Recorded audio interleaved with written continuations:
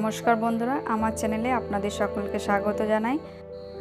আজকে আমরা দক্ষিণেশ্বর এসেছি মাকে দর্শন করার জন্য।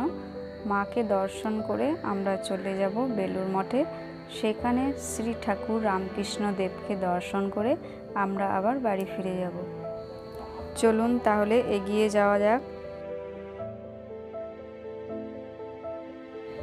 আমরা এখন দাঁড়িয়ে রয়েছি মন্দিরের ঠিক বাইরের অংশে। বাম দিকটায় দেখা যাচ্ছে মায়ের মন্দির। মন্দিরের ভেতরে যাওয়ার জন্য মোবাইল এবং ব্যাগ জমা দেওয়ার কাউন্টার রয়েছে, সেখানে জমা দিয়ে মন্দিরের ভেতরে যেতে পারবেন।